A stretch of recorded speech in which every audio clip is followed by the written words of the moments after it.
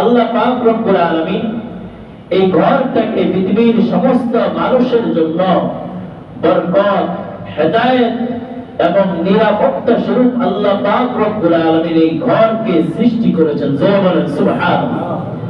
আল্লাহ বলেন সূরা আলে ইমরানের 96 এবং 97 নম্বর আয়াতের মধ্যে বলেন, বিসমিল্লাহির রহমানির রহিম, ইন্না আউওয়ালা বাইতিন উদিআ লিন-নাস লিল্লাযী বিবাক্কাতা মুবারাকান ওয়া হুদাল লিল আলামিন। আল্লাহ পাক রব্বুল আলামিন বলেন, নিশ্চয় মানব জাতির জন্য ইবাদতের জন্য সর্বপ্রথম যে ঘরটা তৈরি করা হয়েছে ওই ঘরটা মক্কায় অবস্থিত। মক্কার অপর নাম হলো মক্কা। মক্কাকে আল্লাহ পাক রব্বুল আলামিন কালামে পাকের মধ্যে মক্কা নামে সম্বোধন করেছেন। যে ঘরটা আল্লাহ পাক রব্বুল আলামিন গোটা মানব জাতির জন্য ইবাদতের জন্য সর্বপ্রথম তৈরি করলেন, ওই ঘরটা মক্কা অবস্থিত। আল্লাহ পাক রব্বুল আলামিন বলেন, মুবারাকান ওয়া হুদাল লিল আলামিন।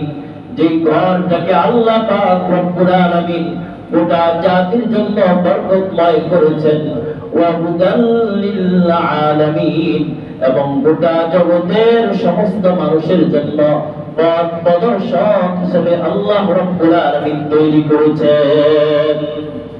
আল্লাহ পাক রব্বুল আলামিন বলেন, ফীহি আয়াতুম বাইনাতুম মাকাম ইব্রাহিম।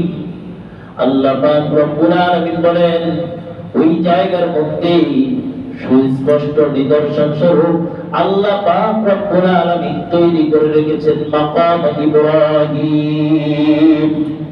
দুনিয়ার জমিনের মধ্যে দৃশ্যমান আজ পর্যন্ত এই পাথরটা রয়েছে। এই পাথরটা কোন জিনিস?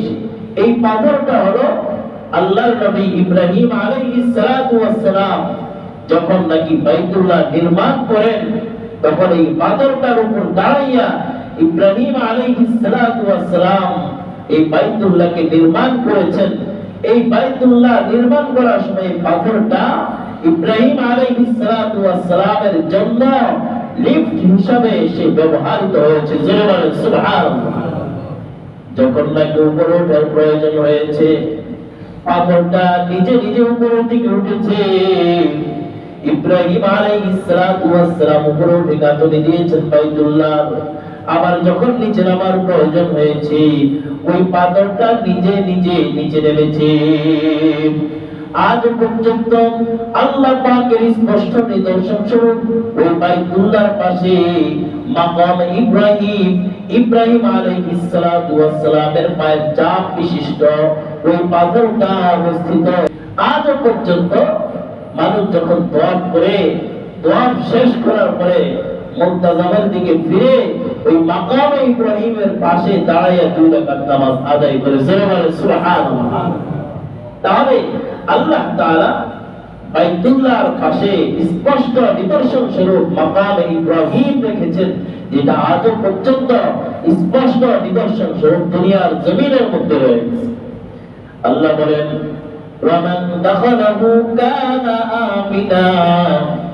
যে ব্যক্তি বাইতুল্লাহর মধ্যে প্রবেশ করবে ওই ব্যক্তি নিরাপদ থাকবে। ওয়ালিল্লাহি আলান নাসি হিজ্জুল বাইতা মান ইসতাতাআ ইলাইহি সাবিলা ওয়া মান কাফারা ফাইন্নাল্লাহা গনিয়্যুন 'আনিল 'আলামিন। আল্লাহ পাক রব্বুল আলামিন বলেন, যাকে আল্লাহ পাক রব্বুল আলামিন সামর্থ্য দিয়েছেন, তার উপর আল্লাহ পাক রব্বুল আলামিন হজ ফরজ করে দিয়েছেন। সে আল্লাহ পাক রব্বুল আলামিনের সন্তুষ্টির উদ্দেশ্যে হজ করবে। আর যদি কোনো ব্যক্তি হজ ফরজ হওয়া সত্ত্বেও অবজ্ঞা করে, আল্লাহ বলেন সে জানিয়ে রাখো আল্লাহ পাক রব্বুল আলামিন এই জগৎ থেকে অমুখাপেক্ষী।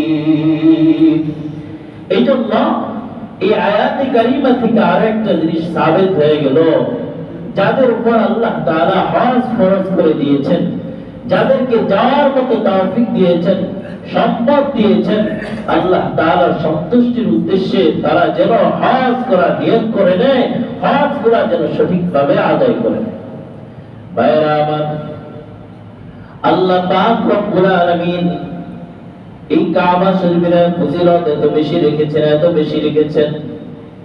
এই ঘরের জন্য সফর করাটা ইবাদতের শামিল।